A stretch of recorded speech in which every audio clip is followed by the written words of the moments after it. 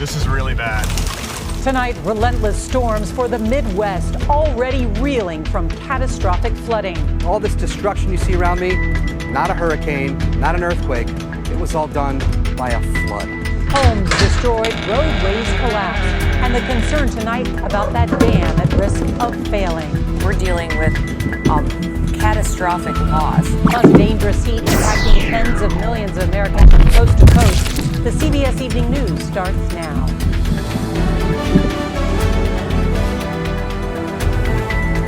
There's a new round of severe storms slamming the Midwest tonight, creating fresh havoc. Good evening, I'm Nora O'Donnell.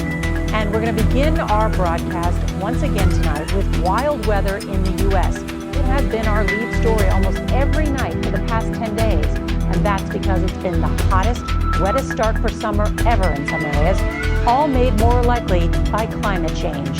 The extreme weather is having dire consequences.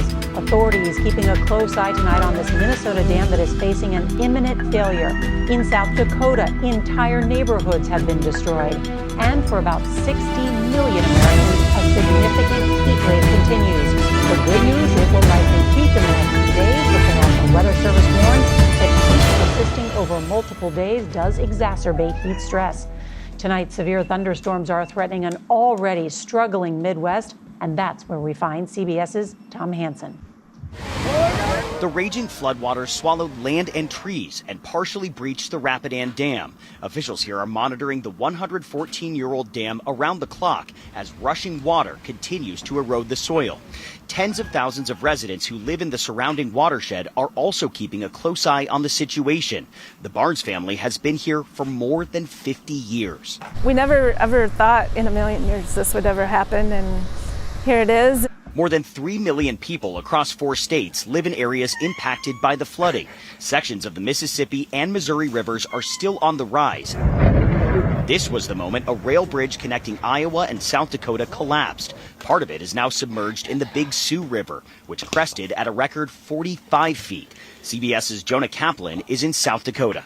I'm Jonah Kaplan in hard-hit Union County, South Dakota, and the images, they just speak for themselves. That house over there falling into the ground, this road cut in half, and it's all, what, from a hurricane? No, and not from an earthquake. It's from a flood. All those downpours over the weekend. Did this house just sink into the ground? Yep, just eroded the ground away and just dropped down. Sheriff Jim Prouty showed us around the McCook Lake neighborhood, where he says between 50 and 60 homes were damaged. It's beyond words. I mean, to us, it's a situation.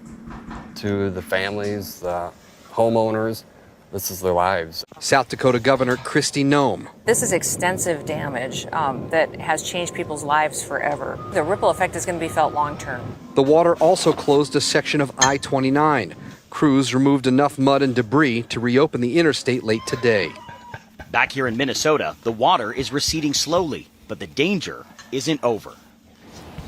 A 2021 study warned the Rapidan Dam is in disrepair. It's just one example of the more than 8,000 dams across the United States, which are considered to be in poor condition, according to the U.S. Army Corps of Engineers. And Nora, that leaves millions of Americans vulnerable to these extreme weather events. Well, that's really concerning, Tom Hansen. Thank you very much for that update. WikiLeaks founder Julian Assange is set to walk free after more than a decade-long legal battle. The American government long accused the 52-year-old of being responsible for the largest security breach in U.S. military history. CBS's Charlie D'Agata tonight has new details on the plea deal. From a UK prison to a U.S. court on a Pacific island, now a free man. Julian Assange flew from the UK, stopping to refuel in Bangkok on the way to Saipan, the capital of the Northern Mariana Islands, a U.S. Commonwealth. Australia will be the final stop. Saipan's palm-fringed white sandy beaches, a world away from the grim high-security prison cell where Assange had languished for the past 5 years. Details of the plea bargain deal are not clear, but Assange pleaded guilty at this courthouse to a single charge under the Espionage Act and was sentenced to time served, 62 months. He had been in prison since 2019 after being unceremoniously kicked out of the Ecuadorian embassy in London, where he had sought refuge from U.S. extradition since 2012. The WikiLeaks founder had faced 18 charges after releasing leaks provided by U.S. Army intelligence analyst Chelsea Manning in 2010, including diplomatic cables and footage from a U.S. military helicopter allegedly showing Iraqi civilians being killed in Baghdad. Come on, fire!